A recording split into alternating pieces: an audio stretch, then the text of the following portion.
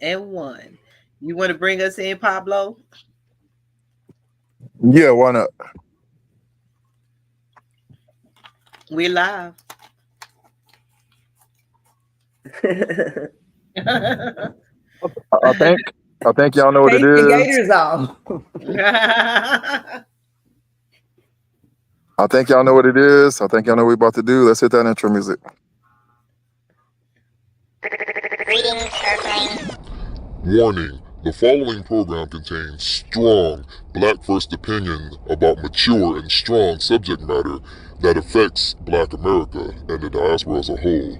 Listen at your own risk, you sissy. Grand Rising All. You are listening to the one and only Be One or None. Good morning from Africatown, Los Angeles.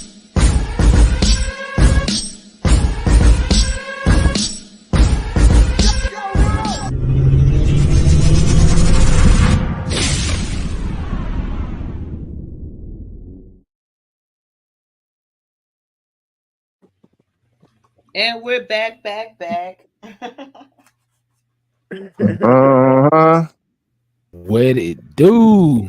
God damn it. Well. Yeah. Let's discuss. Well, can I testify real quick? Brothers and sisters, we don't know what's wrong with you. We don't know what's wrong with us. You didn't allow the Democrat monster to take your mind. We came here to testify today about our dear, well, I can't call her sister, but our dear sister, Candace Owens. Mm-hmm. Well. What that means to say is we have a situation with Kamala versus Candace Owens. It's kind of interesting, being the fact that if Kamala was actually a Black woman, they would be guilty of the same thing, which is what we call that when you go to the other side, when you go into the house with Massa and get cozy in the bedroom. What we call that? Well, the nice word is divesting. Comfort gallon. That's what we call it. Comfort girl status. So we have an interesting situation as to where Candace Owens, and I'm not one of the ones that bash Candace like that and whatnot, being that she's done what she's done, because broken clocks are right twice a day, and this is one of the times where she's right. So Candace has this clip going around where she says we are witnessing perhaps the most diabolical political scheme in American history, and that scheme that she's referring to is she is claiming that Kamala went and took her Black servants and had them pose as Black family members to back up her story about being a Black woman. Now, what say y'all? Because what y'all got from me? Scandalous. Just scandalous. Well, what happened is saying she didn't take them. They said that there are pictures of just family pictures that she took with the servants that helped raise her or help that her family was around, because we keep calling her Black and we keep attesting that she's Black because her father was a Jamaican, but her father was in Jamaica as a slave owner and he's Irish. So you really gotta look at Candace Owens when Kamala wrote her book. She wrote about her grandmother Irish, but Candace Owens traced it down to where there's two Irishes, there's a white and a Black one, and she couldn't have been talking about the Black one because the woman had died. So I think we should clarify that part right there about the father she for the audience. Old pictures of the help and pieced together a Black family. They said that late. She died actually 4 years. She passed away like 4 years, I think. 20 before she was born, before Kamala Harris was born, so that couldn't be the grandmother. They say. Yeah. Mm-hmm. And I think for argument's sake, we should clarify that to the audience when they use this false premise that Kamala's father was Jamaican. Immediately in our mind, we think Bob Marley or something like that he was a Black person. But the reality is, if you know what goes on in the country of Jamaica, Sean Paul tells you everything. Sean Paul obviously was not a black man, but he was a certified Jamaican. So that tells you that it's the same. It's the same as being over here. You don't expect every American to be a white person just because they're from America. So you got somebody that could be born Japanese, born and raised in America, and he's going to be considered an American. Same thing goes for Jamaica. Just because you resided there or was born there does not mean that you were a black person. So they use that smoke and mirrors to cover over the fact that Kamala obviously lied about her lineage. And like, so if you all do, okay, first of all, I do have to say this. I like, I like the work that Candace Owens does. I think that I do. No. I'm sorry. I do. You know, if you, I do. I'm just going to put it out there. People can feel how they want to feel. That's all right. So I got to put that out there. But if you, okay, so what she's saying, if you, like, you do have to go, whether you like it or not, like, you do have to go back, you all that are listening, and like, look, if you go to Candace Owens on YouTube, like, I think it's like the past 2 weeks, she's been covering this. So like, she actually has it broken down where like you can see it's very, very confusing because there's so many, you know, playing parts in it. But I think a lot of people, she kind of prompted a lot of people to kind of be boots on the ground with that kind of conversation and bring some information forth. And so it's been coming together. It's going to be interesting to see how it looks, because what Kamala has actually done, she did this to herself. What she's done is that the woman that she's identified, I'm trying to find the picture so I can show you all, but what she's done is this woman that she's claiming is her paternal grandmother, she intentionally wrote that in a book. So she used the help to pretend, literally, and she identified her as, you know, hanging out with my paternal grandmother. And at the time, her paternal grandmother, I think she would have died 4 years before Kamala Harris was born, if I'm not mistaken. So there's no way that was her paternal grandmother that she took the picture with. It was the help. And if you go back and watch those episodes like the past week, it'll show where like they were switching up names and whatnot. Kamala Harris's family comes from a bunch of aristocrats, individuals, communists. Yes. So yeah, it's deep. It's deep. Yeah, this guy, I listened to this dude, this white guy. You know, hey, it is what it is. You know, I learn from everybody. I try to, you know, listen to other people to get their, you know, perspective on this thing. And his guy. Are y'all there? My bad. Yeah, we hear. Yeah, we see the pictures. Yeah, we hear you. Pictures.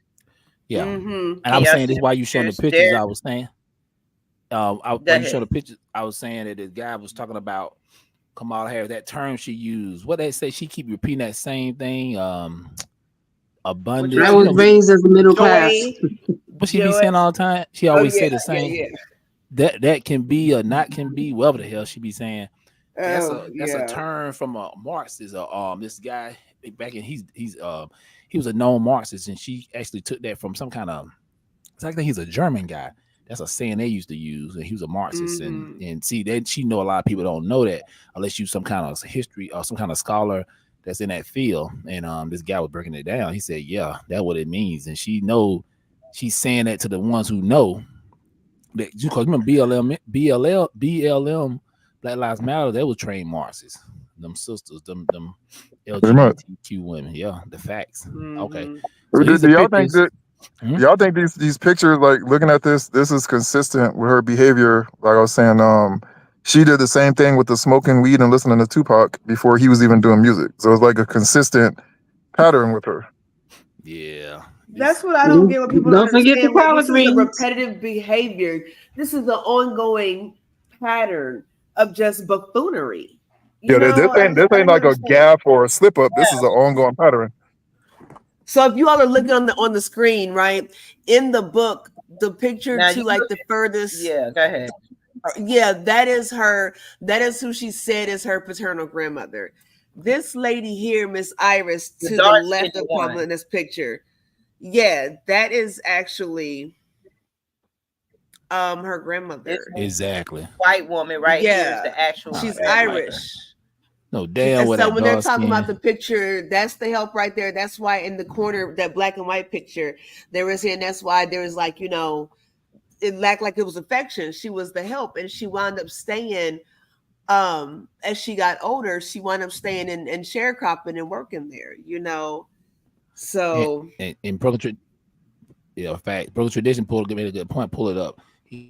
That all of this was revealed because of what they went, all because they went against Janet Jackson. Facts. Yep, leave us black people alone. I would say so. And not only do we've identified this as a consistent pattern with Kamala, but it shows an overall bigger gaping hole in our black society, to where a person like this can slide right into our circles, right into the HBCUs and all these different. She can go through the rigmarole and pull this costume party off, and nobody bats an eye at it. Yeah. And I want y'all to see this picture of her real family and their attire. Yep. She's proud Indian. She's a proud even Indian. Though they got black skin, doesn't mean they're Black Americans, and that's the difference. This is her interview. Yes, and you can see, and that's why they wanted. You can look at this woman right here and see she's standing offish. Are you going to really be with your grandmother like that? Look how she's standing. But then when you with your real grandparents, look at how y'all are standing as a family. She's not showing. It shows you that they take pictures. So where's the pictures of her? This woman and her daddy. If you're trying to say this woman is your grandmama, that means you're trying to say this dark-skinned woman is your father's mom, when it's her. Yeah. The white woman who looks like her. What, they smile alike. Mm-hmm. They got and it was talking about how when they came over here, the other help.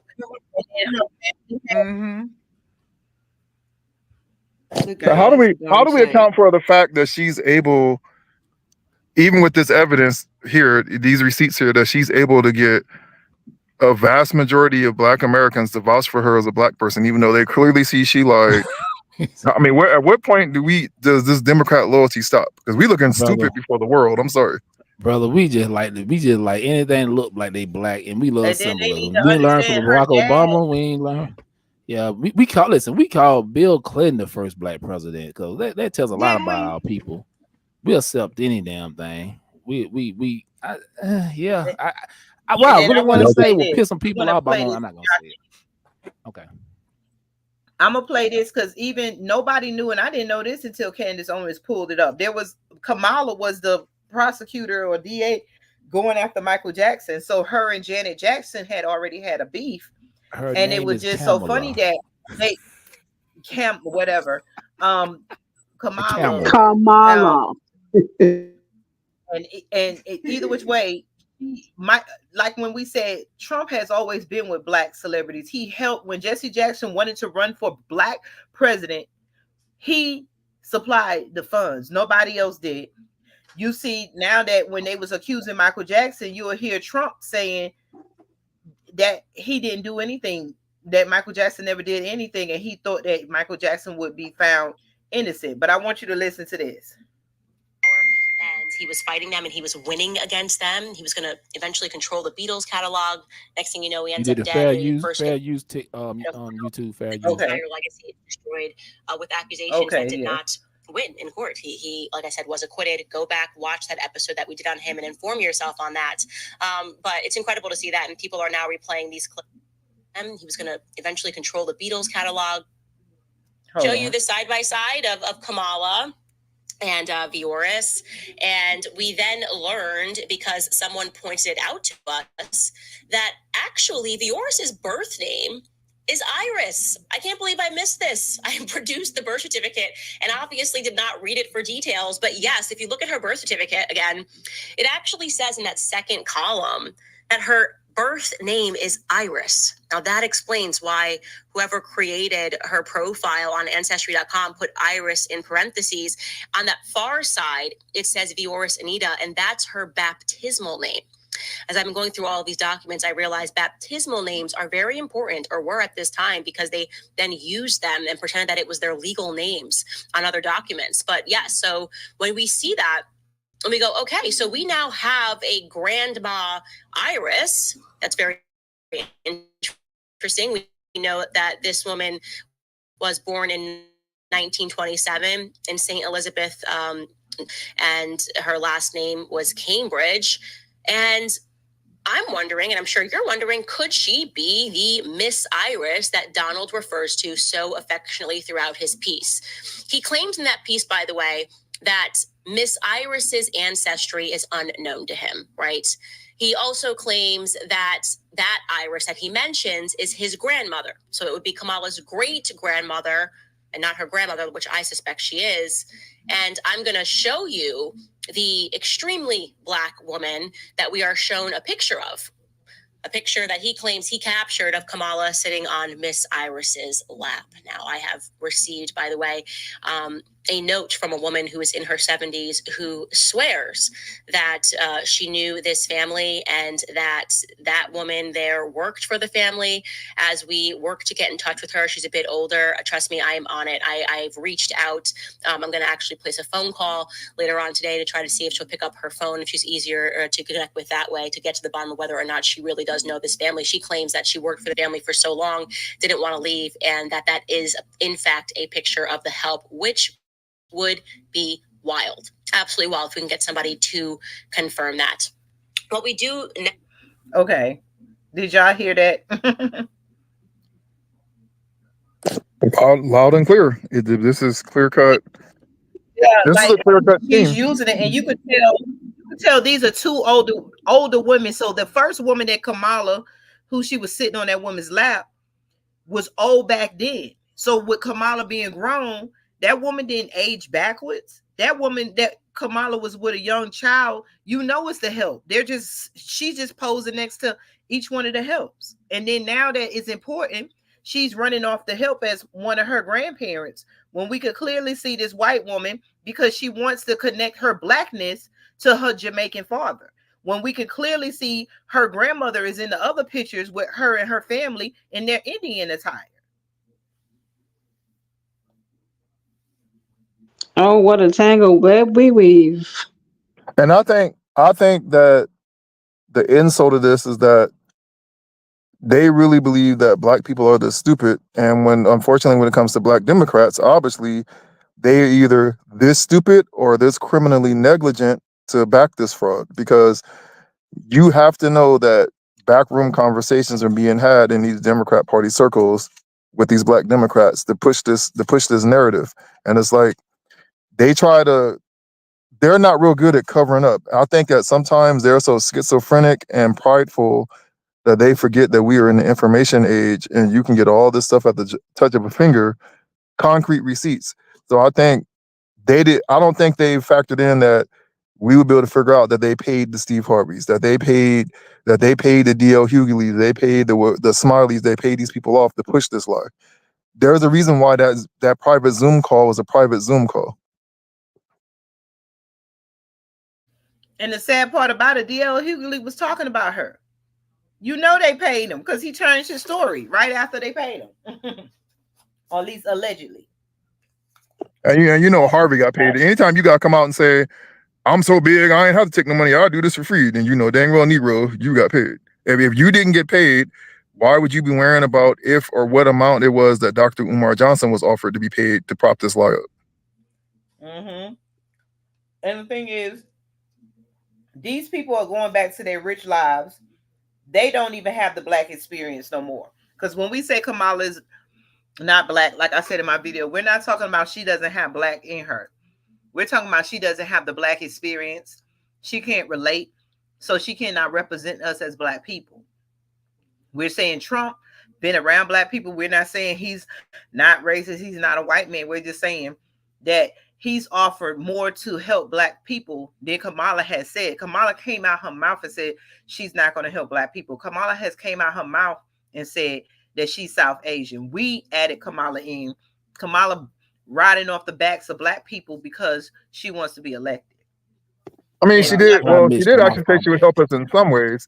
She said she would help us to get football numbers in our prison sentences, and she would help us to get our children confiscated by Children's Services. God damn it. Exactly.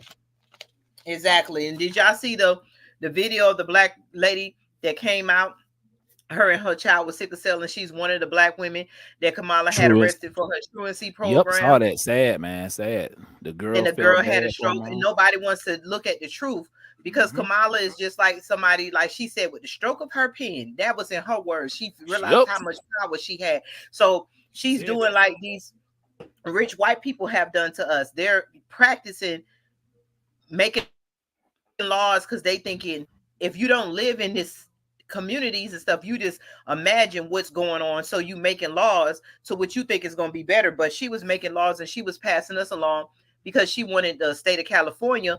What we don't understand is black people, we don't trace money. We don't know how cities, counties, and states work. They pay $20-some thousand a child in every state, and if your child is disabled, they're letting it in because they get the money from the federal government. And so what a lot of white people do is they give us that's why they separate their schools and they use the money to teach their kids what they want, and then they control the curriculum. And she was saying that with the kids having truancy was costing the city billions of dollars, meaning that those schools wasn't getting dollars to hire these white teachers. That's why most of the teachers are white or other races. It's like we're playing a money game and we keep letting these people play with us. Kamala is like most white people. They look at the black community and figure out instead of what the black community is crying for through this election and everything else is that we need help. We don't need y'all to assume help. The way that everybody else, when they get in office, their way of trying to help black people is arresting us, locking us up, and putting us away and using us as free labor. When everybody else, look at the immigrants that's coming in. We'll go to that subject next. There's all these millions of all these thousands of immigrants coming in. They're getting a second chance, whether they have raped someone, whether they have murdered someone, whatever, and we're paying them. But when everybody else gets a second chance, slaps on the wrist, we're not saying everybody don't commit crime. We're not saying that. We're just saying when it comes down to the black population or the black community, we are punished, even though we were put in the situation we are in, and nobody else is going in. We want Kamala to get in office and do what you're doing for the immigrants. That's the whole point of saying you're not black, because you're not relating with black people. You're ready to be like white people and punish black people for their poverty and punish us for the generations of poverty that we have been put in because of white supremacy. And to piggyback on that, now you can literally say and prove this, that Kamala Harris and Joe Biden alone have done more damage and destruction just between his 40 plus years in office and however long she's been there. They've done more damage to the black family than shadow slavery itself has done. Yes. They created programs that they want to punish. Oh, well, they didn't go to school. It's not that the parents are working, just like the late black lady with the sickle cell child. She missed days. Who mostly has sickle cell? Black people. If you know anybody with sickle cell, you know how it is. It flares up. Exactly. I know plenty of people had it. It's in my we don't have nannies. At the end, what we didn't grasp out all of this, all through Kamala's life, she had nannies. Her daddy had slaves. Her granddaddy had slaves. So they're used to being in the white life where they're using black people as chattel. She's a part of the middle class. That's why she was so comfortable. I mean, she says it. I don't know if we have the footage of that or the tape of that, but she literally says, I want that free prison labor for the state of California. I want that federal funding for education. I want that money. She literally says this. She was talking about black parents. She was like, I like money. I want money. It wasn't about, let me see if this black parent needs the second chance like she giving immigrants. She's giving her community what she relates to with her community. Her community and her family are immigrants, no matter whether she's black or white. They are immigrants. And Brooklyn Tradition made a good point. She's helping immigrants. Yeah, he said it doesn't matter because she's AKA. Them AKA gonna listen to her. They don't care what we saying. They gonna listen to her because she's a Sorrow. She's a Sorrow. Yeah, that BS. That ain't black folks ain't gonna go. That's why repeatedly on this program I've broken down what we identify as white identity groups, because when you belong to these white identity groups, you have a certain amount of white access and proximity, and these Negroes throw themselves over themselves to get a piece of that. If they can just get their foot in the door and get next to you, I mean, just test it out. They do this even in the activism scene. We'll be out here doing the boots on the ground work, And the second somebody that has any inch of white access shows up, we get pushed aside. Somebody said, "What do we think?" Somebody said, "What do you think about the? What do y'all think about the Rainbow Railroad Coalition of Solemn to Canada?" Is well, that we'll talk him? about that next. That's not in our subject line. So Okay, let's cool. Okay, we're good. let's move on. So we're going to the what? Because all these white countries, the reason why they brought the Rainbow Coalition here, because they already was doing it in other countries, and they want white gay men want to be comfortable wherever they go. White people want to be comfortable wherever they go. That's why the rules are pushed on our backs. That's why stereotypes are pushed on our backs. If we wear our afro, then we got bad hair. If we our boys are told to cut off their dreads because their hair don't grow, and when they do dread it looks mad and not dreaded. And so everything about us that they cannot be, they make a law or something against it and make it uncomfortable. Ever since slavery, white men have been trying to get at the black man behind, not trying to be funny. That's where the sagging come from. Literally, black men butts to me. You know the part that gets me with that, and not to get off topic, because Kamala is definitely a part of this, is because she comes out of that Frisco era, that Frisco aristocracy that we have here in California. So she comes out of that. So she's been in this aristocracy her whole life, whether it's from India, wherever, Jamaica, wherever it was, always to here. She's always been a part of that white aristocracy. And when we see, the thing I see here is this, like I brought this up a couple of shows ago. I do not understand, well, because of the white identity groups, I do understand why they're doing it, because their end game is to get into the white world and to be as white as they can, in most cases with black Democrats. But you guys to feel a certain kind of way that you see the Civil Rights Act being used and plundered and graped time and time again by all these different other groups, and you've done all this fighting, sacrificing, our ancestors died for us to vote, all this stuff, and you still can't go to work with an afro, you can't go to work with a Pan-African flag, you can't go to work with you can't even play football. Your children can't even play football. But Johnny and Ramsey can throw up a pride flag at work, walk around, do whatever they want to do, and you can't even go to work with an afro or have a Juneteenth flag or an RBG flag on your desk, or you out the door. You can't even have locks or braids still in America. And you sit there and still go along with this group, this party. Well, I don't understand that. Condition, my brother, condition. So we get into the let's get to Diddy, y'all, because I know y'all let's get into the port workers, because this is gonna I really we here we can go to the Diddy and then we do port more important. The Diddy we gonna stay too long. Diddy, thing I want to say about Diddy is that Diddy is not Hollywood. It took so long for black people, and now that they're in Hollywood, black men left and right, every black billionaire has been accused of rape or doing something, and Hollywood has been doing it for years.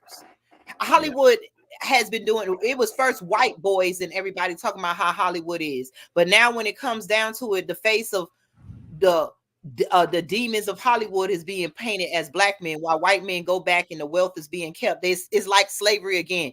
They selling their souls out to be in the white limelight, and then they're not going back to spend their millions and build up communities. They're spending their millions every year trying to keep up with a white man's lifestyle, and then after they reach their billionaire mark, they make all this money, and they use the black community to make the money, because we're the ones paying for the entertainment, watching them, making them not our idols, and then all our money is poured into their pockets, and here comes the white man ready to lock them up, and then all that money that's in their pockets is poured back into the white communities. Because when the black people like Diddy and stuff is locked up, why isn't that all this money?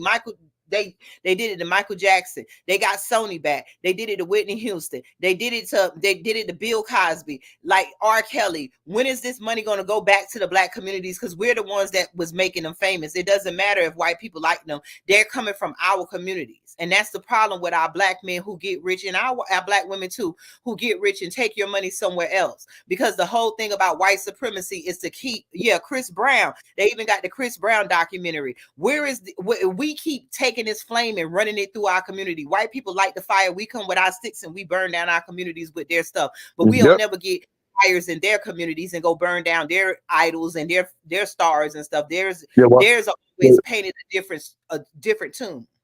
Yeah, because just like she's saying, Why are we not seeing surviving Harvey Weinstein? Why isn't he lost all his fortune? Why is he getting the Diddy treatment?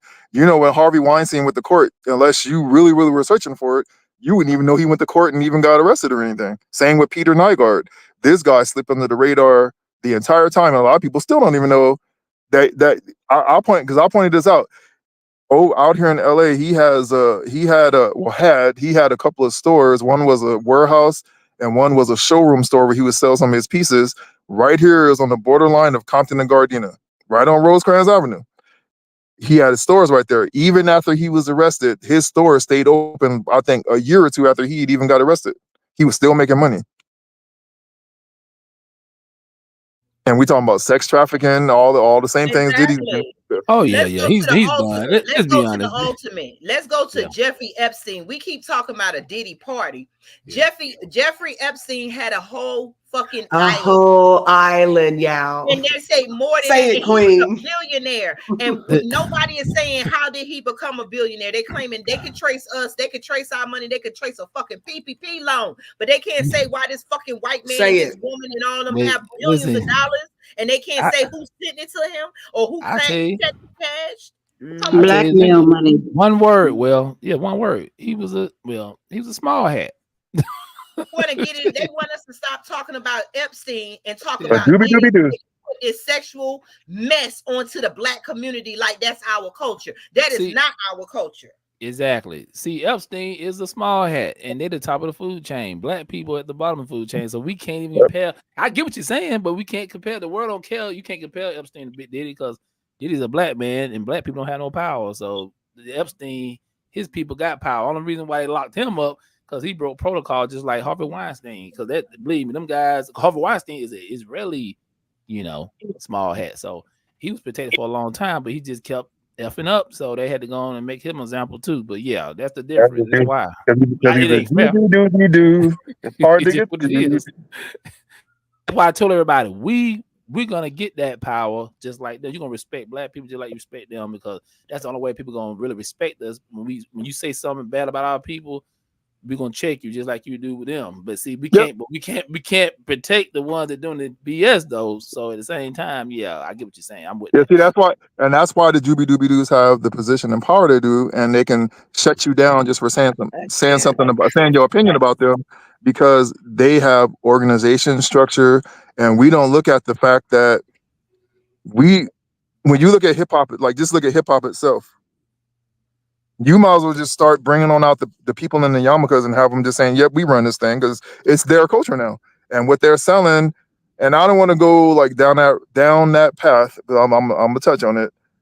The same thing that Hitler was saying as to why he wrote Mein Kampf and took the actions he took, you see the same group of people doing it to black people here in America. Literally the same thing, from the banking to the pornography, to on down. Everything that Hitler said was being done to his people is being done to us right here, right now. And those are the facts, folks. It's the facts, yeah, bro. You're right. And like I said, we got it. Going back to Diddy real quick. We ain't gonna stay on him too long. It's just the point of you mess with these people. You think because you hang around these YT people and these certain celebrities. I see Leo DiCaprio and all of them. And so it's a documentary on Hulu. Me and my girl was watching last night. Like 45 minutes. Yeah, man, it was getting kind of in depth with a lot of stuff. And all these celebrities, he think because he had all these YT people at his parties and stuff. I mean, and his problem was he messed up. He started messing with them white girls, them YT girls, and stuff like that. So, because a lot of them got some, we know people gonna be coming out the wazoo talking about he did something. They even had a 1-800 number up there last night. 1-800 Diddler. Exactly, but he's gonna go. I mean, he's not getting out. And look, they showing his kids. What I don't like though, what I'm pissed off about him about this, because we know some stuff he did. Let's be real. But my thing is, dude, you was a music mogul. You was one of the most respected cats out there in the music business, and you up here got kids. You gotta leave a legacy for your kids. You could have been somebody great. Now you messed your whole empire up. Your kids gonna be in walking shame. Your daughters, they're gonna walk in shame. When you do these freak offs and stuff, you gotta think. He got 3 daughters. Y'all know that he got 3 daughters, not just the twins. He got another daughter that's older than them. And I'm like, man, think about your daughters when you do stuff like this. You know what I'm saying? You don't want your daughters to get involved in crap like this. Some of these you know what this position is? And some of it consensual too, yeah. Yeah. You know what this position is if you a Michael Jai White fan and you watch his movie called Blood and Bone, like I recommend you just for this point alone to see if you want to understand what Diddy was into this white and Juby-Doo world. To understand what he was, watch that movie Blood and Bone, and you'll see a scene where the main villain, the main character that was in charge of Michael Jai White's character. He was like into illegal underground fighting, and the international white group was called the Consortium. And you just watch that interaction when this black man tried to buy his way, and he spent over $1 million or something like that to buy his way into the white world. And the white man had to clearly let him know, no matter how much money of our money you spend and give back to us, you still are not ever going to be white. Literally, he told him that, and that's the position that Diddy was in. He was like, you only have the power that you have and the influence because we let you have it for our own purposes. Is basically what he told him, and that's what a Diddy is. Sammy Davis Jr. Now, what about the children? What about them saying Diddy? Oh yeah, the kids. Oh, it's over. I mean, it's the children, because I feel like these people are grown now. Yeah, they're gonna go back. They These can do it. People are grown now. I don't think it's statute of limitation on this. Is that no? But why is it that you were 9 years old? How old are these people now? Yeah.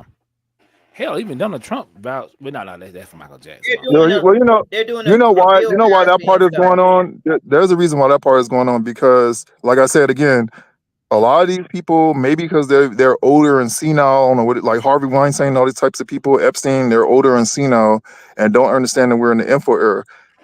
Possibly the most likely reason why heads are rolling like this, and now they want to bring up the kids, is because now they have a boogeyman that they can blame it on. Because if you've been paying attention across the country, child protective services, probation departments, and all this have been tagged exposed by the I believe the FBI as to being involved in sex trafficking, especially when it comes to black people, which is why a person can just vanish off the face of the earth without a trace and no one can find where they are. And now if you got people with the resources that have private islands, private jets, and all this, of course, once Jabbar and whoever comes up missing, they're going to never be heard from again.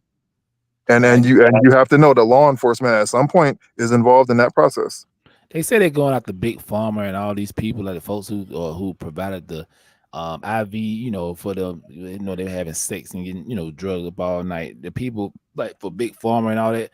And one person made a good point. The only reason why they throwing it out, let them just get lawyered up, because, like I said, the small people going down. I mean, anybody who's there didn't say nothing is going down too. So they're gonna make an example out of him and anybody else. He's not the only one gonna go down. They're gonna you probably hit. I say before the election, all the other names gonna pop up. They already talking about J-Lo allegedly, Jay-Z allegedly. They even said Naomi Campbell and them name popped up. It was some YT people too. But yeah, a lot of names on popped up. You know what I'm saying? And I've been hearing, because Jay-Z was with he was with Aaliyah when she was underage, and when Beyonce was 16. Beyonce was 16 when they first got together. Exactly. People understand that stuff. Them guys, man, they've been doing it for a long time. So, and this might sound a little conspiratorial, but I'll be brief with it and land the plane on it. Is when you look at this thing with the pedophilia that goes on in these Hollywood circles, like she was saying earlier, it's been going on in white Hollywood forever. Elvis Presley did it. All these big names have done it. And Woody Allen. Yeah, they all have done it. And it's like a ritual. It's like a Hollywood ritual. And like I said, when you get a Diddy coming in the door, he gets introduced at the lower end of it. And the whole time, I would go as far as to say that they bring a Diddy in so that when someone screws up like a Epstein did, you can have the fall guy be the Negro at the bottom and to protect the people at the top. Exactly. But look, they all, like we said, they always destroy the rich black man or black woman's image. And I'm not saying that they are not doing wrong. The problem is that our wealth is always depleted. Either we're selling ourselves out to another race, either we're giving up our riches for demeaning our communities, or things like this. When our Black people get rich, they go over there and they try to join the YT Hollywood and live like them, when we didn't have much in the beginning, and we could have built better communities and better neighborhoods and stuff. But yet, when you live in the rich world, you got to keep up with that money, and you got to keep buying expensive stuff, because the whole thing about being rich is what? Not allowing you getting something that you feel like nobody else should have. And our Black people need to stop being caught up in this mess of trying to get rich so you can live white and keep ending up like these stars doing stuff that you disrespect yourself with. Because they're like Dr. Clark said, if you don't have a code of conduct, you got nothing. And everybody else live by a code among ourselves. Yep. Even other groups do the same thing. They got a code. Just like when them YT girls, they mess with them brothers, they had a little fun and get that wood and all that. But at the end of the day, look at Paris Hilton. Paris Hilton was wilding out back in the days. Look at her now, happy wife, happy life. She up there, she you never knew she did all that. But see, her daddy came to her like, look, reputation impact at that.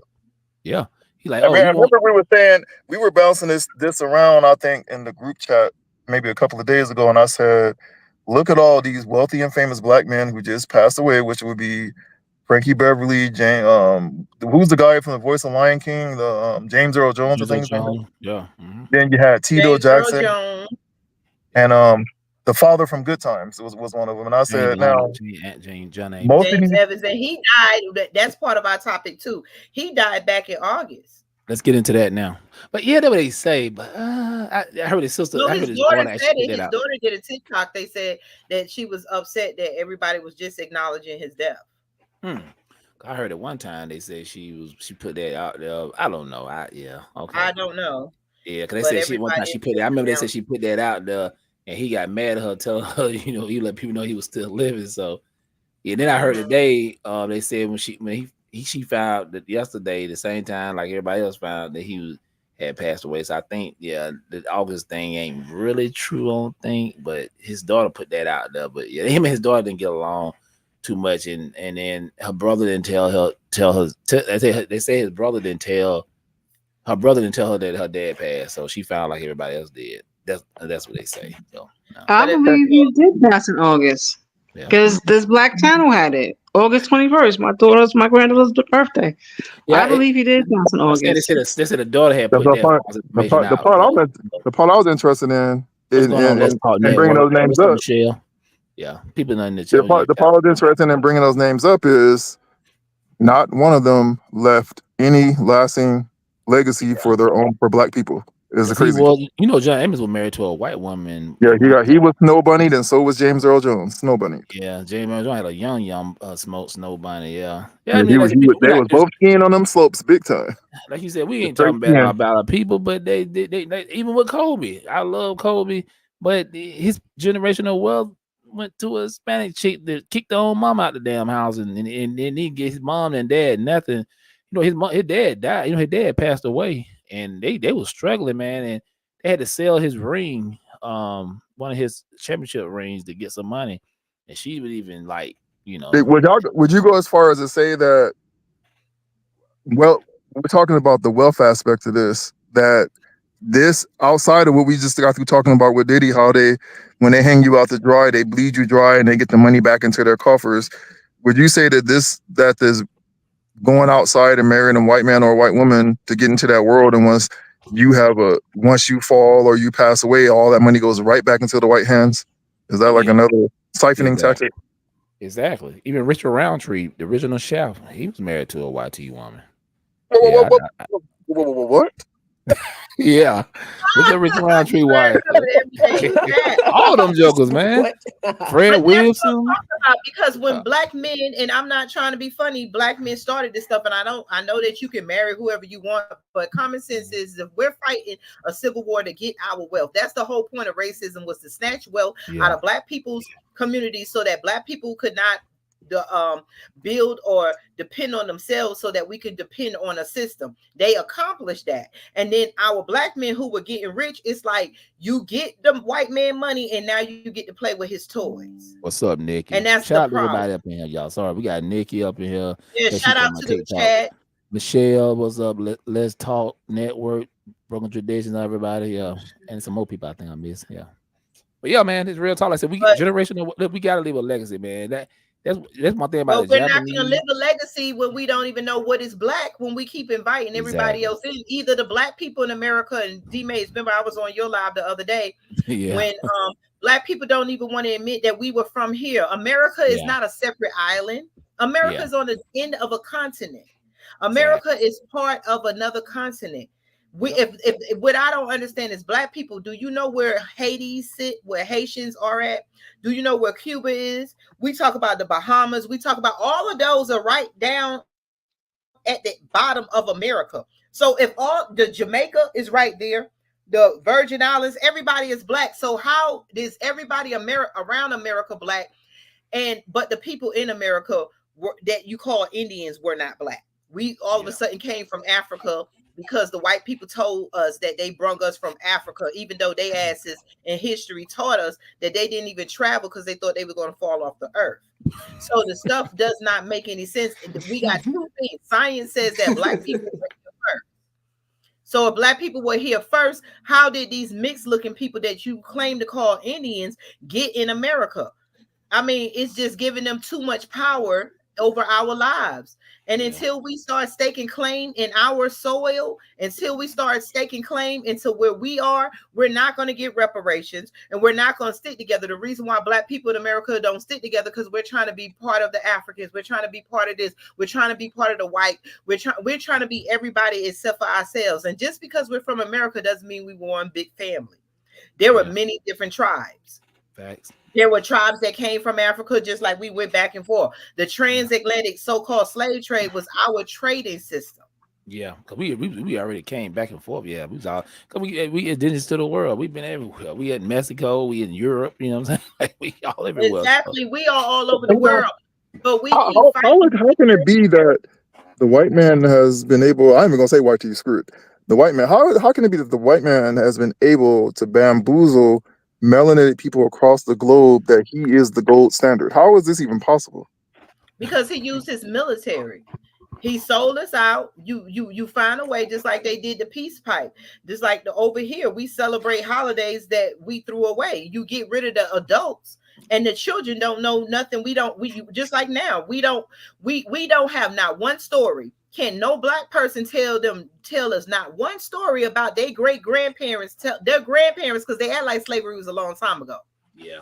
Nobody grandparents told them that their family came from Africa. Everybody grandparents here talk about the stories here. Even with slavery, that our grandmamas and them talk about. My grandmama and all them talked about when they picked cotton, but they never said that their grandmama said they came from Africa. Nobody black here. My mom, them, when I came to them, they didn't know nothing about this until they started teaching us in school. Once they broke us from being taught by our own people, that was the trick of integrating us in school. That's why they started saying, hey, wait a minute, Martin Luther King got onto something. They integrated us, but got rid of him because our grandparents weren't able to read. Remember, we are the only people on earth that was killed if we read. Mm-hmm. So we're the only people on earth. So you got to put clues together. It's just like the escape rooms where you got to put the clues together to get the fuck out this room.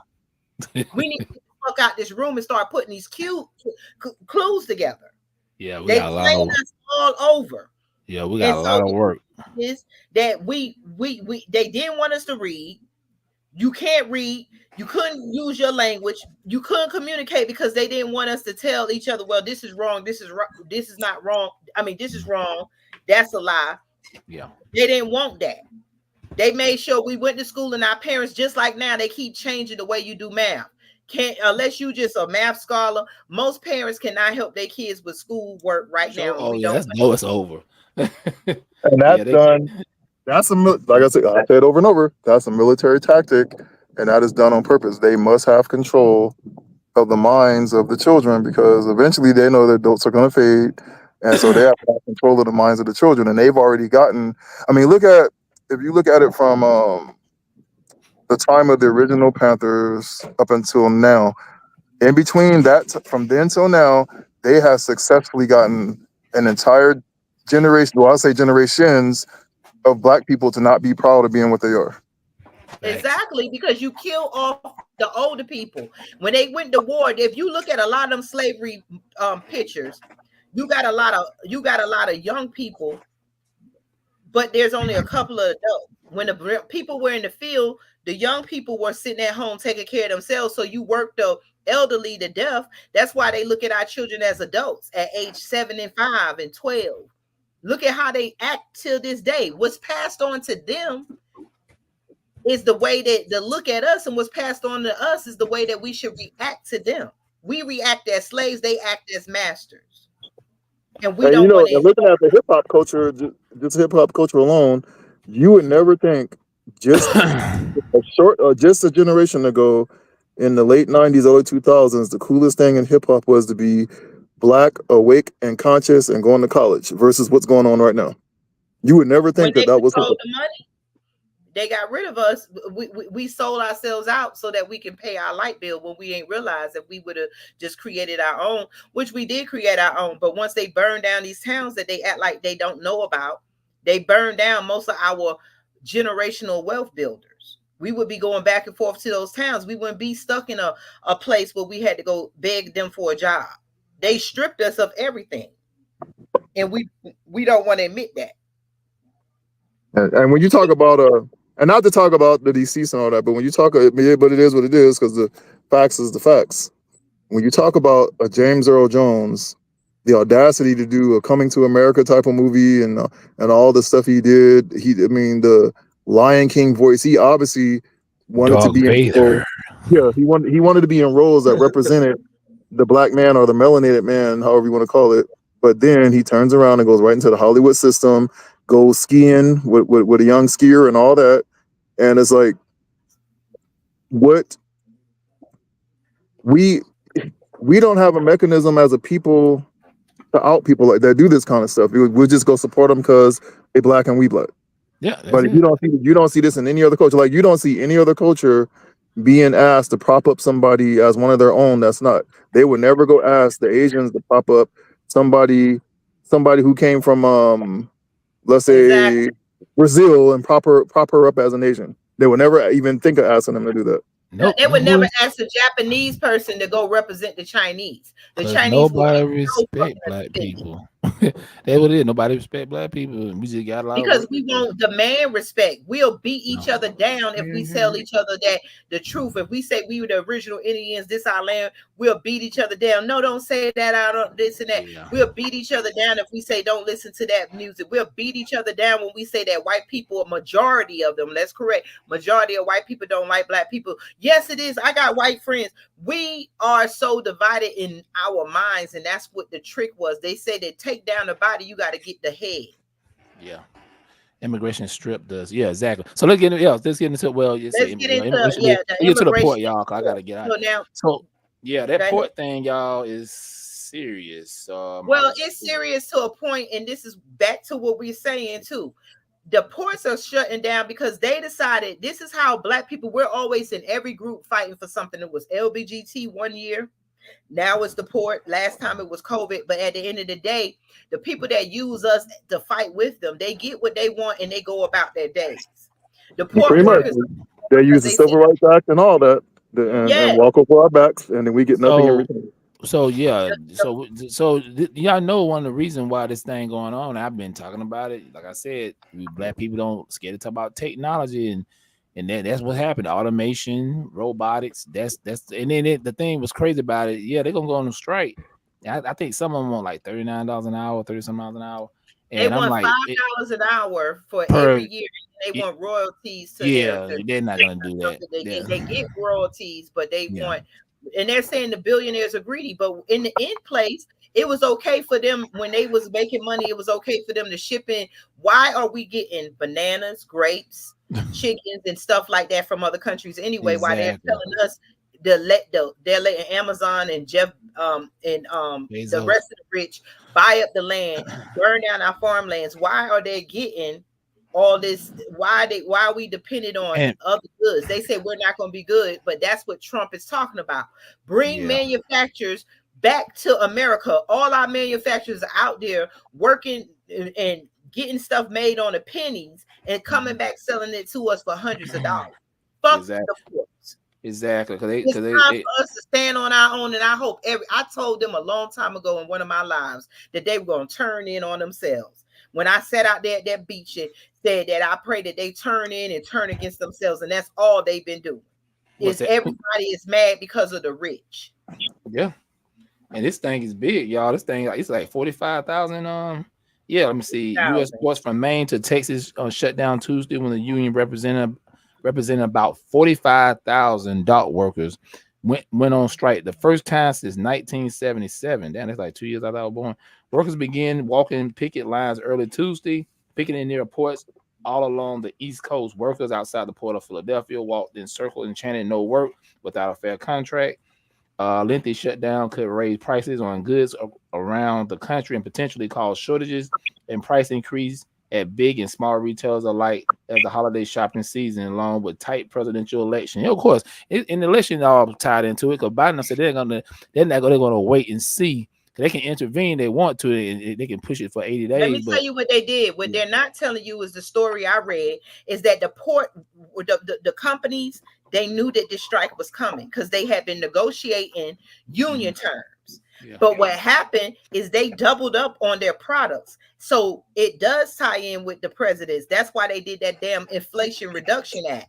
Because when they went there, they brought all these goods. They doubled up. They knew the port workers were going to go on strike. They doubled up their goods, and they're selling it to us at a high price because the whole plan is to let the people, like that one port worker said, after the goods start getting low, we paying high prices. They're going to double the prices again now that the story get out, so they can justify tripling the prices on us that's already high. Mm-hmm. Turn around and then we're going to be mad with the port workers because now when the goods start running out, we don't know how to take care of ourselves. This problem goes down to even the concrete jungle.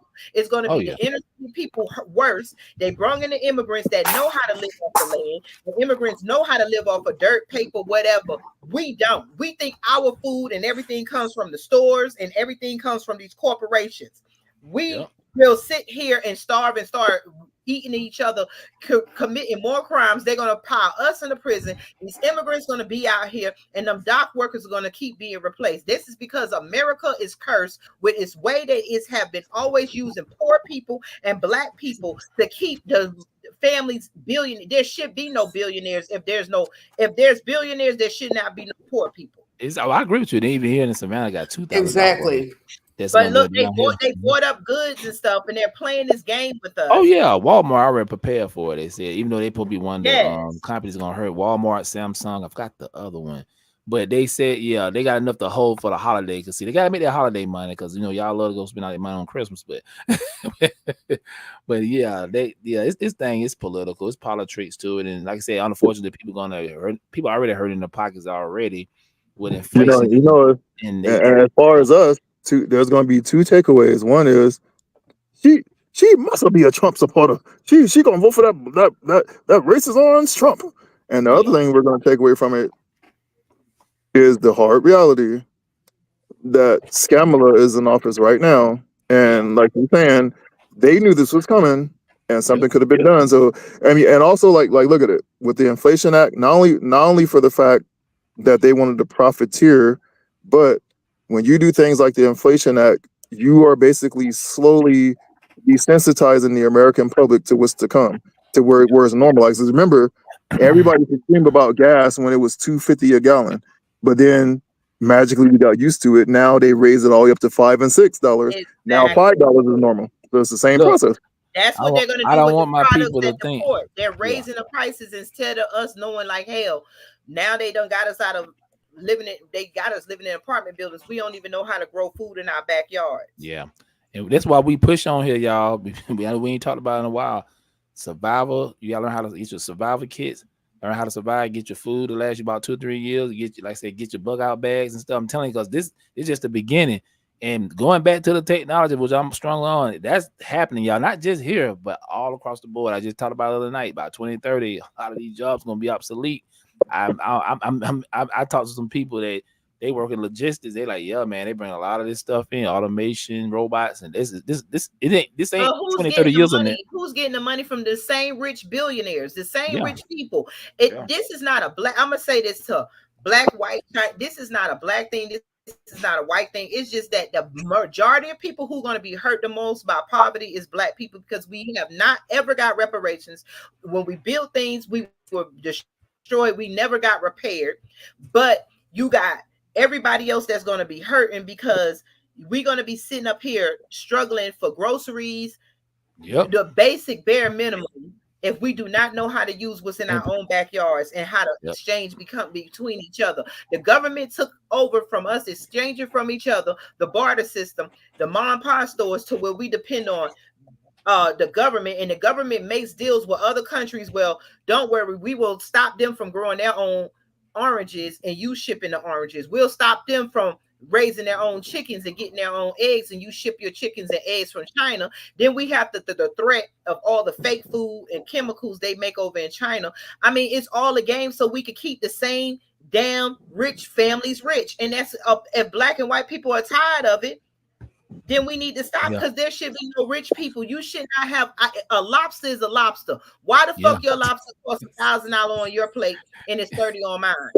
Exactly. On top of it, the black aspect of that.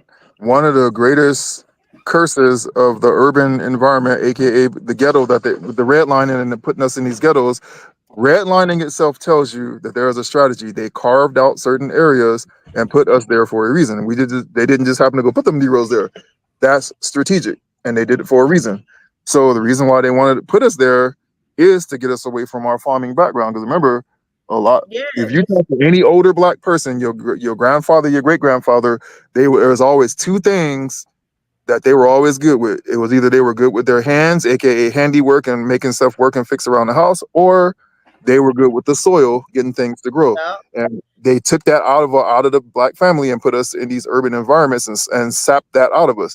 So that, like you're saying, when the immigrants come over here, they coming fresh off living off the dirt. They know how to do this thing when we don't know how to do it no more, because we've been, what you call it, domesticated, and that's done by design. Yeah, I didn't want to leave y'all without saying bye. But listen, I will say this though, like, and Pablo, you know, we all talk about this. Y'all get y'all survivor kits. We telling y'all right now, this is just the beginning. It's gonna be worse. You know what I'm saying? If you tell your kids to get a skill set, don't go to school, going to college, getting these BS degrees ain't gonna mean nothing in the next 5-10 years, because the world is evolving, technology taking off. If you don't want to deal with the technology, go out, get you some land.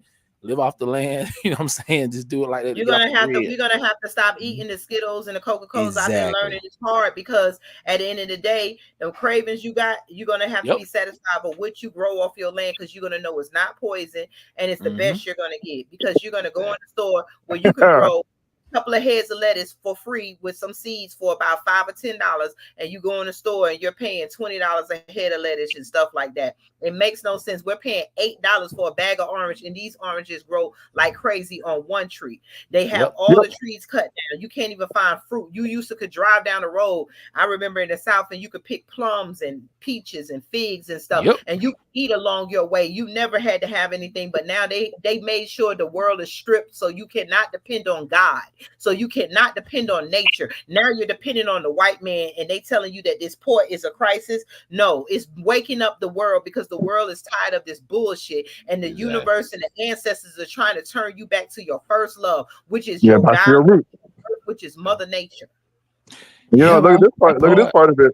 One of the greatest Trojan horses to tie all this stuff in together was who? Barack Obama. You look at some of the things Barack did. Two very critical things that Barack Obama did that are damning and disastrous for Black people right now. And one some of us might disagree with, but I'm saying this on a strategic level as far as the end goal of white supremacy. One is Barack Obama. He didn't go through Congress. He literally wrote some executive orders that outlawed having family-ran farms. So he was now saying, and under that executive order, it was now illegal for the kids to be on the farm Like Little Johnny can no longer be raised up knowing how to grow the grapes and trim this and do that. That's now illegal. So he basically ended the family farm. And I said, what does that mean? He was bringing in way for people like Bill Gates who buy up and build these corporate farms that are funneled through the chemicals that he wants to push into the people. Now you boil that down to the black part of this. What's the other curse that Obama left us with? He's infamous for what? The rainbow. Now, it's here or there whether you agree about the Born This Way and all the other stuff. But as far as us as black people, here is what it is on paper strategically. Henry S. Kissinger, former Secretary of State, said out of his own mouth, and they wrote it in the document, that abortion was no longer an effective way to keep black numbers down to where we were a controllable people. We needed something more effective. He recommended homosexuality. They asked, how are we going to do this? Through chemicals and through the food. That's why you have things like the experiments being done on us in the hospitals. That's why black women have all these issues and a high mortality rate when they go to give birth and things like that. All this stuff is tied together. And you look at the effeminization of the black man. What do they want? They want a people whose men are so effeminate and weak that they can't defend their people. And I ain't talking about not every homosexual is effeminate like that, going down that rabbit trail, but in a strategic point, in the general basis, in the general sense of what I'm talking about, they want a group of weak men that cannot defend their women, defend their people. And how are they doing this? It's through the food. Like she was just saying, the Skittles and all this stuff that we have these affinities for right now. Read those labels, and you're going to look at that product list, and you're going to see a lot of chemicals in that list. We got the ones that cause cancer, like Red 40 and all that, but you also got other stuff like we've talked about before, atrazine. That's a chemical that was able to castrate male frogs. That chemical was able to turn male frogs into female frogs. And we are feeding this to our children. So you think about it. We talking about Born This Way. That might actually be the case, because look at the food chain. When you look at the average black community, you only have a handful of stores. It's always the same stores. Out here, I don't know what y'all got, but out here, you always have Food for Less, which we call Ghetto for Less. You have Walmart, and we call that Ghetto Mart. And then you have a couple of little Mexican stores, and it's always these same groups of stores. You will never find a Stater Brothers or Trader Joe's, Sprouts, not even what's the other one?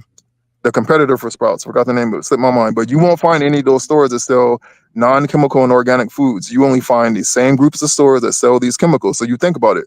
If grandmama lived off these chemicals, got pregnant, and fed it into her womb, and then mama was born, mama repeated the same process with these same foods and fried foods and chemicals and all this. And this includes the restaurants. You only see the same type of restaurants. It's always the fried food.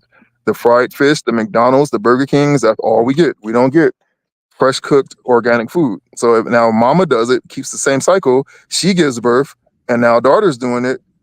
What do you think those chemicals, atrazines, are doing? That atrazine has passed down, just what I just said. That's 4 to 5 generations that have been chemically altered.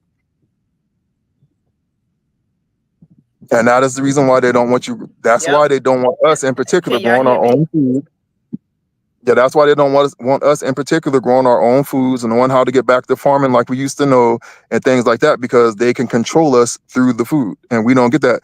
I've heard a person say she came from New York and she came to California for whatever the case was. I think for vegan food or whatever. She wanted to see how the vegan scene was, and she said, you know what? I got sick to my stomach in California and New York, because she said every time I went to the black community, as soon as I got there, it was like this heavy odor of fried food. That's all you smelled everywhere you went. And she was like, it started to just make me sick because I know what it is. And you wonder why little Johnny wants to suddenly wants to start sashaying, and he can't figure out what gender he is. This is why, because he's been fed. He has 5 generations above him fed on atrazine, and this is what we have going on here. This is literally a crisis. And if you think that if you think that with all the gangs we got and all the stuff we got going on, if the white man flipped that switch right now, there is no way we as a people are going to be able to stand up and defend ourselves. And you know what's even worse? These immigrants coming over from these gangs in these other countries, they know that how weak we are, and that's why they're doing what they're doing. They know that they can pull up in Chicago and do what they're doing. Who's going to be stronger? The man who was raised on the field, living off the land in a foreign country, or the one that's been here off fried food? Facts. And that's why we do what we do. The man in the field living off the land. I mean, Yep. That's why we do what we do here, you all. You know, we love having these conversations with you all. We love engaging. But at the end of the day, our goal, you know, we always talk about our micronation. That is the goal when we're talking about growing our own foods. You know, living healthier. I love talking about stuff like wild lettuce. You know, who would have thought that would have been a conversation? But learning that the very things that we need to survive, we have access to, and we just have to rearrange how we think and really get serious about what's going on. You know, I know we're all in different different areas here in the United States, but weather has been crazy, right? All over. I'm here in Indiana. Weather has been crazy. You have people that have lost, you know, power. You're losing power. You're losing water sources and whatnot. And we're not paying attention to how that hits home. So that's why we have these conversations. You gotta be ready for what's coming. So make sure you're definitely growing your own foods. Make sure, you know, we've had conversations about, you know, keeping seeds. You know, Queen Kathy B talks about growing indoors and outdoors. Love these conversations. So yeah, that's the core of what we do. So y'all make sure y'all like and share and subscribe to Night in Praise. Keep on. Exactly. Right. Are you allowed? Are we allowed to say the grape word without the G in it on the air anymore? I have no idea. I just say it because people say it. I mean, it's a shame when you cannot say grape and murder because that's what they do. So they censor everything that comes from the rich, and they censor us from talking about it because they're ready for the next generation when they get rid of us to be okay with these type of words. Look at how we got down to calling each other word like it's no problem. Yep, watch this one, and you'll see that the name is a slap in the face for us. Now, a moment ago, I mentioned what Obama did with the farms, which brought us over to these now corporate farms without any oversight or anything, like, because the FDA is going to approve whatever they get paid to approve. So we have been doing some research for our dietary law thing over here in the party, and come to find out, what we are consuming is literally the same oil that you would put in a vehicle. What they do is they boil it down and they refine it over and over, and they produce this product called, if you look at the labels when you go to the store on a lot of the products, and especially the cooking oils, you'll see that it says not grape seed oil, but rape seed oil without the G, rape seed oil. Then that is literally the byproduct of the fuel, the oil that you put into a vehicle. And that's what we are cooking our foods in. And this stuff is put in everything, down to the granola bar. They bake cookies in this stuff and everything. And this is why we have such an obesity problem in the Black community. This is why we have a diabetes problem in the Black community. This is why we're having strokes at a higher rate than anybody in the Black community, because we are constantly fed off of this destructive diet that they keep peddling into us. And it's like trying to kill us. Yeah, they're literally trying to kill us. Yeah, literally.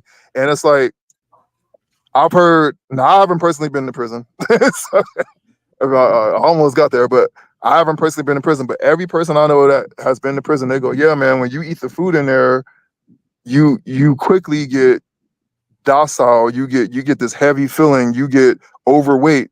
And I was like, yeah, there's like fatted calves. It literally is like fatted calves. And I said, and they're doing the same thing here on the street because it's the same cycle. I worked in a prison, Pablo. Also, you've seen it, so you know exactly what I'm talking about. Yes. A Negro coming there with a six-pack. They make this, they get boxes, and everything is shipped in from a company, and wherever that company comes from, that's how they ship to prison. That's why I said everything is set up for billionaires to stay rich, and I've seen how it works. You best believe that food company has a government contract, and that's worth a lot of money. That's how it goes. It'll be a company like Cisco. Yeah. I wouldn't be surprised if the same companies that are supplying the prison food are supplying the food for the schools, for the education system. They are. That's where I was about to go. They actually are.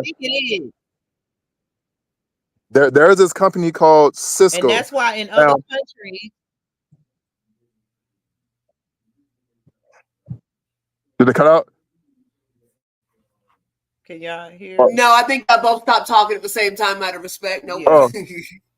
Yeah, I think when you worked at the prison, Cisco, did you ever see this company called Cisco? Because I've seen Cisco Can y'all hear me? Going to where because we got a lot of prisons out here, so you always see these certain type of food trucks, and we're not talking about little catering trucks, talking about big 16 or 18 wheelers pulling up to the schools in the prison. It's always the same companies, so it is the same suppliers. Yeah, you're right about that. And then why don't they just let us grow real food? Why not be like other countries and we just grow real food, grow real meat? What is the problem? They want to get rid of everything that is human, that is alive. And these are, you ever seen Star Wars when the what is it, the people that simulated everybody into be part robot, part human, and they had to eat different stuff? It's like they don't care. The rich are so greedy that they're turning us all into robots. What is the name of that store? If any of you know, that's like it's the direct competitor for. I think it's something market. It's like the what's the name of that store? I don't know why their name is slipping my mind, but what's it do? What kind of store is it? They're like the same as Sprouts and Trader Joe's. Whole Foods? I don't know. Yeah, Whole Foods. That's the store. Whole Foods. So look at this one. So I used to shop at Whole Foods a lot because they had organic foods and their prices were slightly lower than Sprouts. So I always hung with Whole Foods. Now recently, Amazon acquired Whole Foods. Now guess what that means? Now when you go on to Whole Foods, you notice the labels of all chains. So I went there one day and some said, flip that over and read that label. It was vegan cookies. It literally says bioengineered food added product or added to the cookies. And I started to go around the store, look at various things. It's on everything in there. And then the one that really blew me away was the organic blueberries, the organic frozen fruits. They were all made in China. But you look at the front, it looks like it was made at an American farm and organic. But when you read the fine print, it says product of China. But that's what I'm saying. Why are we getting stuff from other countries? You would want to get stuff from other countries that you cannot get in America. But they're giving us basic fruits and vegetables that they can get from other countries, so they can give the other countries a little bit of money so that they can go in there and get those countries resources. So that's their deals with these countries. That's why Trump is saying, even with the cars, that we're not going to be buying cars and they making cars in Mexico, make cars here in America and give us jobs. It's like they want us to be the shoppers of everybody, but yet you don't want to give us money to shop with. Are you guys aware of this influencer called the Food Babe? No. Okay, so the Food Babe is like, she's like this vegan / health influencer. I think she's on every platform, but I only know her from Instagram. So she led this nationwide campaign against the federal government and the FDA and whatnot about the scheme they got going with the food. So we just got through talking about chemicals like Red 40. That's all up in the Fruit Loops and all the candies and stuff here. So what you know that these same cereals, if you go over to Britain or if you go to the Asian countries, or even to Canada, they use real fruit, real natural ingredients that come from the ground. And then over here, they use the chemicals. So they bought up this thing and they actually won the case to where they forced these companies to use this. If you can use the same products in Britain, then you're going to have to use the same products here. So they won that lawsuit. I don't know how it goes, but she won. They went to Congress and went before Congress. And now there's a law coming down that's going to stop these American companies from using these chemicals that they've been using. So what they've done is they've already started to mislabel the product. So they'll use trick words so you don't know what's really in the product. But exactly. The hammer is dropping and people are going like, wait, these things are in our kids' school lunch. This is what they feeding the kids in the schools. And we wonder why kids can't decide which gender they are, why Johnny wants to show up and shoot the whole school up and all this stuff, why they're over emotional. This is why. Exactly. And by law, they only have to put like so many harmful ingredients in your food. They don't have to put all of them. There's like a certain number, a certain percentage of all the horrible and stuff. That's what we go after. Those are the laws we go after, where you can't put no chemicals in. But until we grow our own food, we can keep complaining. And that's why we're going to have our meeting, so we can start trying to do something with the land that we have, so that those that be part of a keep-along, we can have some type of sustainable living system, that we can import our own foods from our own mountain, or something. But we have to prepare, because they're preparing for us. Even if it's a small group of us, we have to prepare, because Black people are going to run around still buying Gucci, Louis, Chanel and every other label out there to look like they're rich. And meaning looking rich mean you look like you're healthy because you look like you've been going to the doctor. It look like you've been taking care of yourself. It look like you eating all the right foods. That's why Black people are wearing labels with all this gold and all this stuff that makes them look like looking rich mean you're looking healthy when you're dying on the inside, mentally dying. You're not eating the right foods. You're looking rich in a poor neighborhood that is filled with chemicals. What would you guys say to the Black parents, especially the single parent, that goes, I got to work 2 and 3 jobs just to stay afloat. I don't have time to plant a garden and cook the home cooked meals, and because they basically see this as white stuff. So what would you guys say to them? They got to take the time. This is what my daughter do. She don't have time for it, but she's been trying to get plants in her house. My daughter has been she goes to farmers markets. That's why you have to go to the farmers markets. We don't talk about that because it's not in the air conditioned supermarket. And so y'all don't go. Farmers markets are grown off of their own farm. So find your local farmers market, find your local bee community garden. If you can't grow it, some of these farmers markets take EBT. No, but some of the farmers market are only there like maybe a couple of times a month. Some people is a week. You got to find your local farmers market and your local honeybee sellers and stuff like that. You got to find your local mom and pop places where you can get food and stop depending on Walmart and these other places. I'm guilty of it too because we get in a rush. But that's something that we all have to do. Because we are here now. This port is not it's not getting any better. They got rid of the farmers. They got rid of farming land. It was just the other year and we knew it. They knew it was coming. We keep saying, why was the chicken plants being set on fire? Why are these farmlands being set on fire? Why are they pouring chemicals in the air with these so-called planes and stuff? We know that they want us to be disabled people so that we won't fight back, so that they can keep living. The devil can keep living on its high horse, but everything has to fall. And they're holding on by strings. Everybody is getting tired. Black people, we've been tired because we've been the dock workers, the port workers. We've been all these workers. Now that other races and white people are being used, they want more because they see the rich whites are getting everything. We're back at square one after slavery when you had poor whites and Black people. We're here again. But we're not going to play that game where we get everybody on top and we get rights and then white people get on and live on their lives, because what's going to happen at the port is that some of them are going to get whatever they want or they settle out, and we're still going to be Black in America dealing with the police shooting us, dealing with chemicals in our neighborhoods, dealing with it until we just say enough is enough and get like the port workers and work away from these fast food jobs and stuff. But they make it where we don't stick together. So if your lights are off, my lights are on, it doesn't mean I'm gonna let you in my house, because now I don't trust you. I don't trust you around my children. I don't trust. They make it do a Black people are the Black people worst enemy. I don't know what we're gonna do but we really need to start ourselves as a family. I was having this conversation with this guy. I think he was I don't know. He wasn't Mexican. He was from another country. Might have been Honduras or something like that. And he was talking.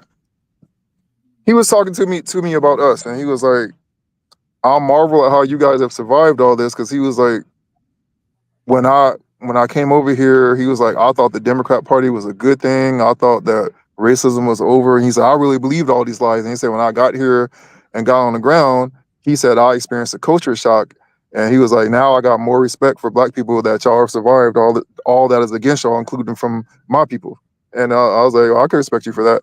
And then he goes, now as far as the Mexicans, he was like, I'm not Mexican, of course, but he said, I'm really impressed by their underground system. He said this country can collapse right now and they'll be just fine because they have a solid underground system. And he said, notice that all the other Spanish speaking groups come over here, they tap into that system, leverage it to build their own, and then they start building up for their own people. So I said, of course. I said, now you're starting to see here in LA, I said, a lot of places that used to be taco places are now pupusa places, which is an El Salvadorian food. So now you got El Salvadorian. That's how it is here, Pablo. That's how it is here. It was no food trucks. Now all these immigrants came in. We was just sitting there. It's like there's a whole field of food trucks. But if you don't know no better, when we in Quincy went, they all Hispanic. But I said no, they're not Hispanic. I said pay attention. That's British. That's Honduras. That's Mexican. That is Italian. That is his. You know, they all, when you go, then you start realizing how different, and that's how we are. But we don't see ourselves that way. Yeah, because we, like I said, and I told him, I said, now we have Africa Town. I explained to him what we do in Africa Town. I said, now in Africa Town, all these different melanated countries, including us that were born and raised here, we all work together and we do our trade together. We conduct business together. But I said that's why they work so hard to bring Africa Town down, because they don't want us doing what all these other ethnic groups are doing. They realize that we wouldn't be worried about the port if we had, like you were mentioning earlier, our original trade system where we were doing global trade with each other as melanated people. Like, there's no coincidence that there's pyramids in Egypt and pyramids in Mexico. That's because we obviously had a global system where we had commerce with each other. Yeah, we had a global system of commerce with each other, and the white structure does not want us getting back to that. That's why they do everything they can to keep us micro divided. I mean, like I said, I don't find nothing wrong with somebody saying that, hey, we are melanated, but our people are literally from this land, from this American land. We don't all have to be from Africa. And I don't find nothing wrong with us saying in Africa. If you look, they're different tribes. The melanated people in America, we weren't all. They called us Indians. We were just a bunch of different tribes of melanated people who they took us and threw us all together like a fucking salad. Yep, pretty much. That's how they did it. And I said that's why they don't want us sitting down and having conversations like we have on this program, because they don't want us noticing that fact. They don't want us to start, because if we did that, screw the port, let the port collapse. We'd have our own internal melanated global trading system. We wouldn't care about that. That's why Barack Obama had Muammar Gaddafi assassinated, was for that very reason right there. They don't want us to do that. Let me tell you something, Pablo. You answered the question of what the micronation is and what Kibalon is. It is basically what Africa Town is. We just call ourselves a Kibalon. It's just that we are all different groups and different melanated people that know that, hey, we need to stick together. The analogy is the food truck places. Like I said, you go there and it looks like they all Hispanic, but they all come from British Honduras. What did you say? El Salvador. The Italian. They all are Hispanic. And black people, like we just said, they were just like a salad. A salad is a salad, but there's different pieces to the salad.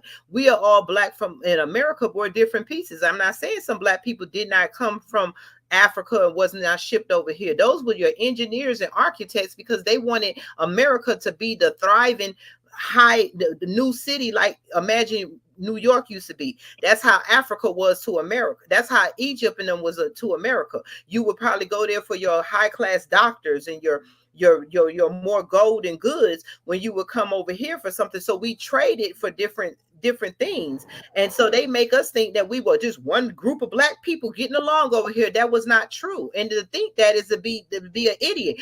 But black people were here. We were just from all over. There was probably some black people that moved over from Africa and lived in America, but the black people from America was from this continent. The black people from Africa was from there. The black people from Jamaica was there. The black people from Honduras was there. The black people from Haitian was there. We can't have all these black people around us and then skip over and say, oh, these people here in America was just Indian. And then you get the face of Indian as these long, stringy head white people. Come on. It's time for us to stick. I'm serious. Like, come on. Absolutely.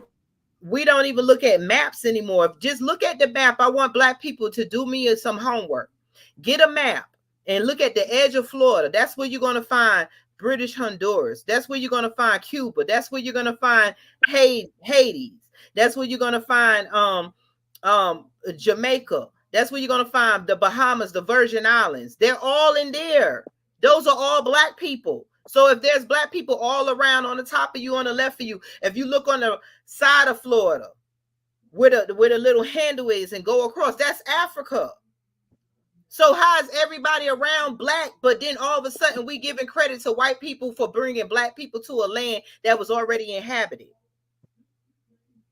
that they know nothing about? Hello. And it goes back to, like we said earlier, once you get a hold of the youth, you can phase the facts and the truth out just in one generation. Yes, and that's what happened to us. You're in the Matrix, Pablo. What'd you say, Queen? I thought she was saying something. Is it me? Can y'all hear me? Queen. Pablo. Yeah, I'm here. Okay. Well, what I'm going to do, we're going to get up out of here. We've been on here. So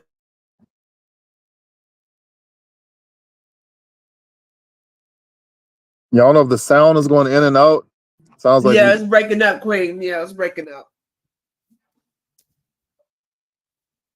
So I guess we're gonna get ready to get out of here, as Queen Tina Barrett was saying. Straight no trace what the Queen was saying.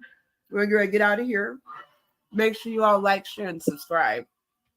And have these conversations like in real time right now. And let's be boots on the ground, right? Probably will take us out.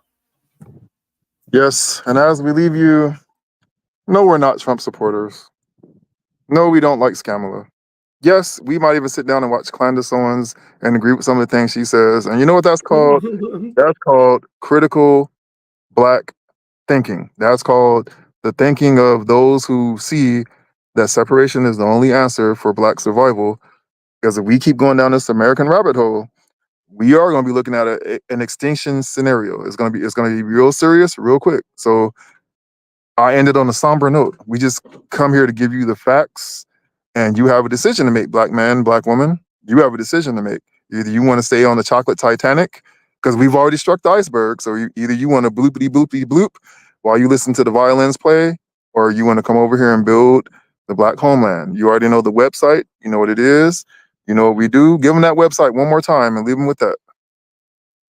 You're going to want to go to www.theunitedempiresofAkibalan.com. Akibalan is spelled ALKEBULAN. Go ahead and subscribe. We're going to be doing some new things. Going to be updating some stuff. We've got a meeting to go to kind of revamp. So you all make sure you get in touch with us. Let us know how you can contribute to your community and how we can grow together. That's where it starts. It's being boots on the ground and having these conversations and putting action behind them. Telling my plan there. So with that, we sign off. So I'll leave you with a